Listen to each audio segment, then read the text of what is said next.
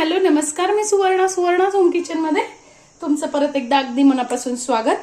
सगळ्या व्ह्यूअर्सचे धन्यवाद, सगळ्या सबस्क्रायबरचे अगदी मनापासून आभार. आज मी तुम्हाला खूप छान अशी रेसिपी दाखवणार आहे. मुलांना सुट्ट्या म्हटलं की आईला रोज काहीतरी वेगळं करावं लागतं, त्यामुळे सुट्टीची आणि भाजीपोळी करायची म्हटलं तर खूप गरम होतं. त्यामुळे सगळ्यांना आवडणारी अशी मी आज खूप छान अशी रेसिपी तुम्हाला दाखवणार आहे. व्हिडिओ पूर्ण बघा, कारण छोटे छोटे टिप्स जे देतात ना ते मग बघितल्या नाही गेल्या तर तुमची रेसिपी खराब होऊ शकते. त्यामुळे व्हिडिओ पूर्ण बघा. मी आज तुम्हाला खूप छान असं साऊथ इंडियन स्टाईल मध्ये सांबार कसं बनवतात ते दाखवणार आहे. अगदी ताजा मसाला कसा बनवायचा तेही सांगणार आहे. त्यामुळे व्हिडिओ पूर्ण बघा. तर मी इथे घेतलेली आहे 1 वाटी डाळ. तर 1 वाटीमध्ये अर्धी वाटी मी मुगाची डाळ घेतलेली आहे आणि अर्धी वाटी तुरीची डाळ घेतलेली. आता ती छान आपल्याला पहिले तर स्वच्छ 3 ते 4 पाण्याने धुवून घ्यायची. 3 ते 4 पाण्याने धुतल्यानंतर मी इथे घेतलेली आहे 1 वाटी डाळीसाठी 4 वाटी पाणी.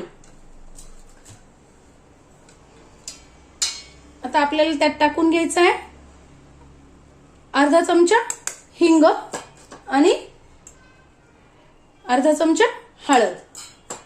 घेतले 1 वांग.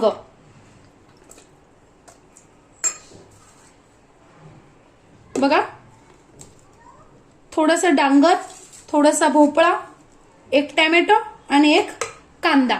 हे सगळं आपल्याला जाडसर असं चिरून डाळीतच घालून घ्यायचंय. तुम्ही बारीक चिरून जरी घातलं तरी चालेल, पण काय होतं सगळे जण काय करतात मग भाज्या काढून टाकतात.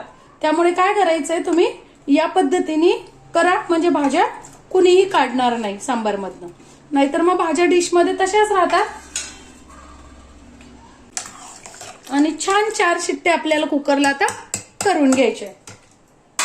आता आपला कुकरच्या शिट्ट्या होईपर्यंत आपण छान जो सिक्रेट मसाला मी तुम्हाला म्हटलं की हे लोक जेव्हा साऊथचे लोक जेव्हा सांबार बनवतात ना तेव्हा ते घरीच मसाला तयार करतात आणि तो पण ओला मसाला. तर त्याने काय होतं ताजा ताजा मसाला बनवल्यामुळे त्यांच्या सांबारची जी टेस्ट येते ना ती खूप वेगळी असते. आणि म्हणून आपल्याला काय वाटतं की तशी टेस्ट आपण जेव्हा घरी बनवतो त्यावेळेस सांबारला काय येत नाही. पण तुम्ही या पद्धतीने बनवून बघा, तुम्हाला सेम ती टेस्ट येईल. तर त्यासाठी मी इथे घेतलेली आहे अर्धा चमचा मेथ्या, 1 चमचा हरभऱ्याची डाळ म्हणजेच चना डाळ, 1 चमचा पांढरी उडदाची डाळ घेतलेली आहे, 1 चमचा घेतलेला आहे तांदूळ, 5 ते 6 मिरे घेतलेले आहेत काळे मिरे, 1 चमचा धने, 1 कांदा, लसूण आणि 1 इंच आलं, त्यानंतर 1 चमचा जिरे आणि 5-6 लाल मिरच्या. तुम्ही मिरचीचं प्रमाण कमी अधिक करू शकता. आणि साऊथ इंडियन म्हटलं तर कढीपत्ता आलाच, तर थोडासा कढीपत्ता ठेवलेली आहे. कढईत अगदी 1च चमचा तेल टाकून घ्यायचं आहे. आणि सगळ्यात पहिल्यांदी आपल्याला डाळी भाजून घ्यायच्या आहेत. उडदाची डाळ, हरभऱ्याची डाळ आणि तांदूळ थोडेसे भाजून घ्यायचे.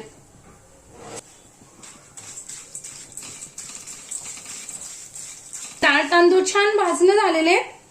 आता त्यात टाकायचे आहेत धने, मेथ्या, जिरे आणि सगळंच टाकून घ्यायचंय. आता कांदा, लसूण, मिरे सगळा मसाला आता छान टाकून घ्यायचा आहे.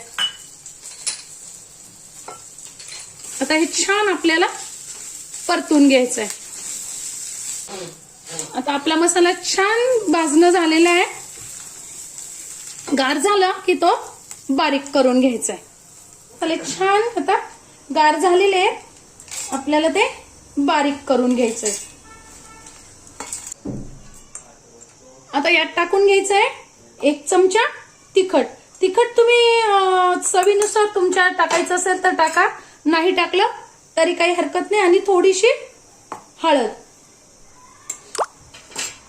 आणि मी इथे घेतलेलं आहे 4 ते 5 चिंचेचा गर. तुम्ही डायरेक्ट चिंच असेल तर 3 ते 4 चिंचेचे बुटुक टाकले तरी चालणार आहे. आणि टाकून घ्यायचंय आपल्याला खोबरं. तर खोबरं हे माझ्याकडे भाजलेलंच आहे, म्हणून मी जेव्हा मसाला करतो त्यावेळेस भाजून नाही घेतलेलं.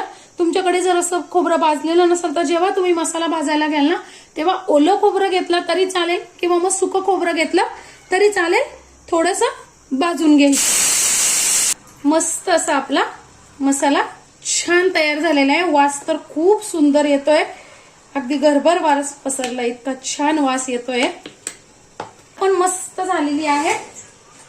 छान शिजलेली आहे अगदी बघा.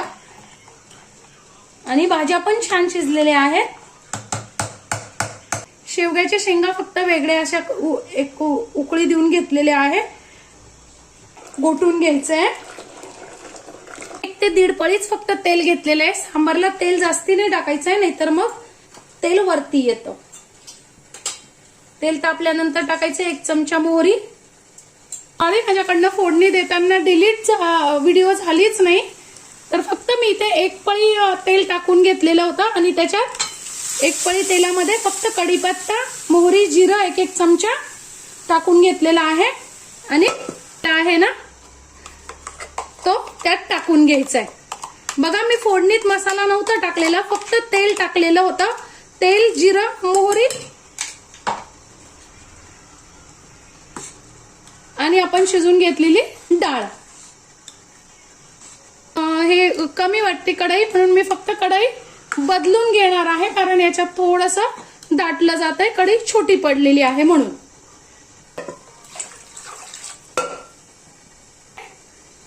दोन चमचे मीठ तुम्ही तुमच्या चवीनुसार कमी अधिक करू शकता.